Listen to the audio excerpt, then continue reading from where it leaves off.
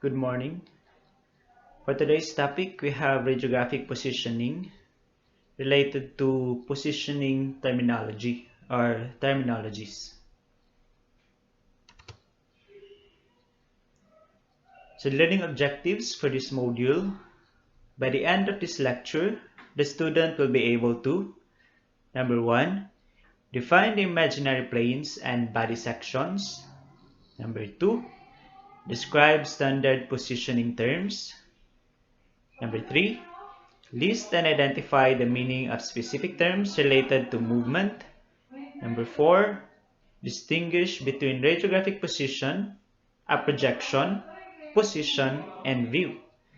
And last is list the 4 types of body habitus. And aside from listing, you also have to describe the different body habitus. So we'll start first with the anatomic position. So since this is radiographic positioning, this is just a review of radiographic anatomy, which you have taken up last semester.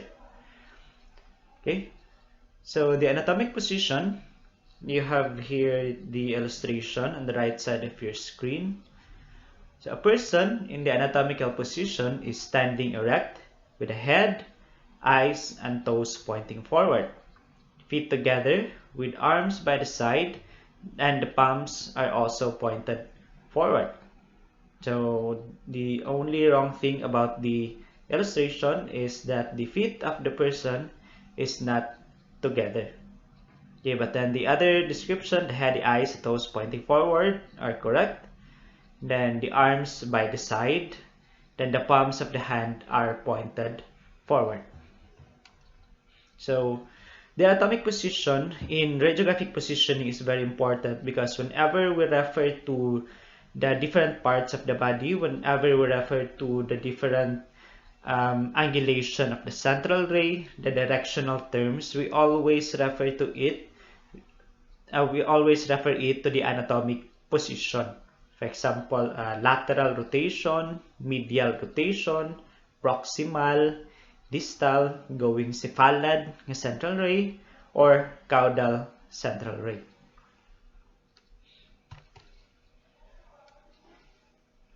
Next, we have the body planes. So as you have already know, there are 4 body planes. You have the sagittal, the oblique, the horizontal, and then the coronal. So a plane is a flat surface passed through the body or a portion of the body. So body planes are divided into either longitudinal or horizontal plane. So for the longitudinal, that is along the longitude of the body, we have the coronal and then the sagittal planes. And then we also have one for the horizontal plane. We have the transverse plane, or the horizontal plane is also known as the transverse plane or the axial plane. And then last is the oblique plane. So the oblique plane is longitudinal and horizontal plane. So it can either cut horizontally or longitudinally. It depends on which body part we want to, for example, we want to cut in a CT scan image or an MRI image, in which images in these modalities are produced as sections or cuts. So first, we have the sagittal plane, or also known as the lateral plane. The sagittal plane is a vertical plane running from the front to back, which divides the body or any of its part into right and left side. So not necessarily nga ang imuhang sagittal plane would divide the body into equal left and right. So when we refer to that, the equal left and right division of the body, we term that as the mid-sagittal plane, or the MSP, or sometimes also known as the median plane. The sagittal plane can divide any parts of the body into left and right portions. For example, the head can be divided, or the head can be divided into left and right portion. For example, the right eye can be divided into left and right portion. The left eye can also be divided into left and right portion. And for example, a cross-sectional image in the abdomen. So the liver could be divided into left and right portion because of the sagittal plane or using the sagittal plane. Okay, so in this image, we have the sagittal plane presented, dividing the body into left and right portion. So in this image below, this is an image, an MRI image. So again, MRI images are produced as cross-sectional images. This is the transverse. This is a sagittal cut, and then this is a coronal cut. So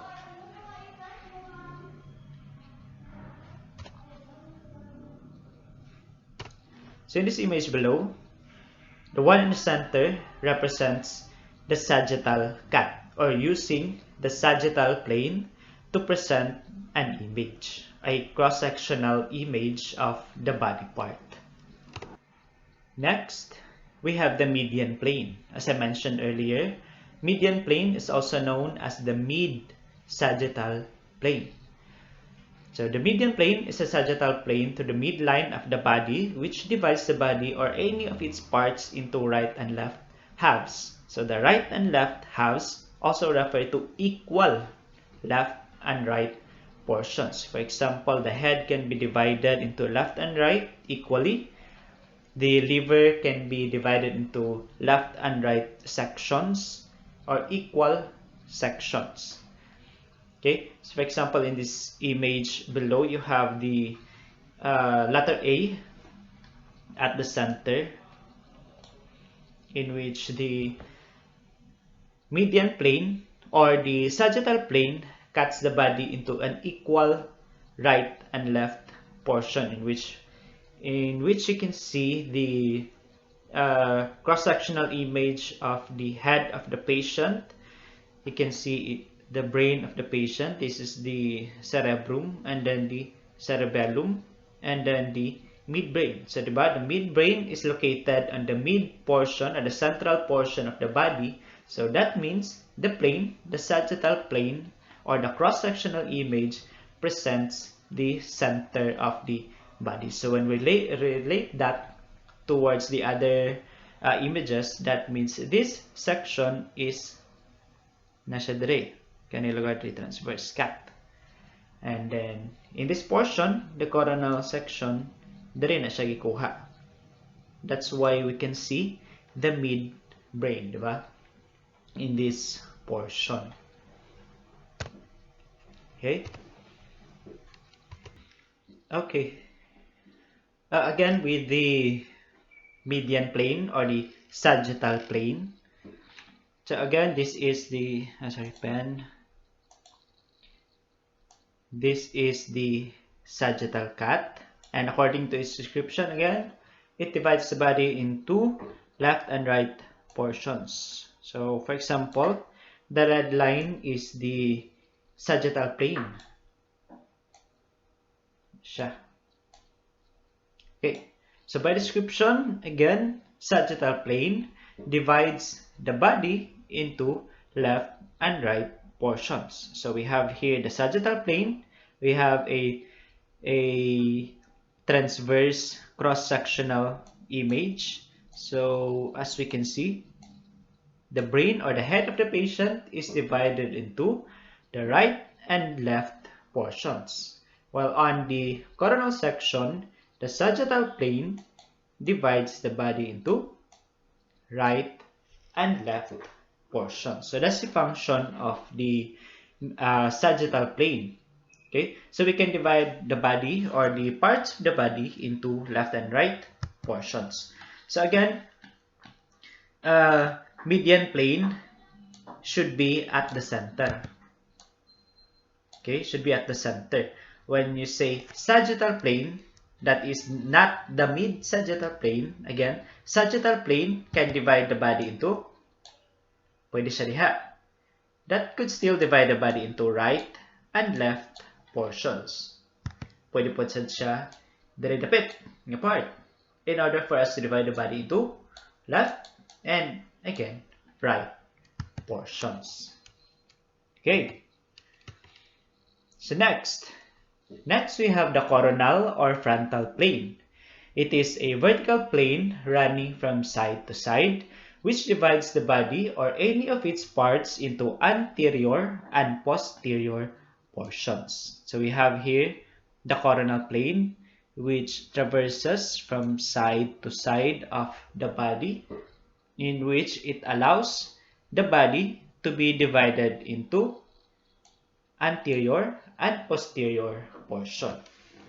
So in this image below, we have here the coronal cross-sectional view of the head of the patient. So if we relate this cut towards the other cross-sectional views, this is located at approximately this portion, and also in this part, this portion. Okay, siya. So the red line is the coronal plane. So by description, the coronal plane divides the body into anterior and posterior portion. And then again, we have here the anterior and posterior portion.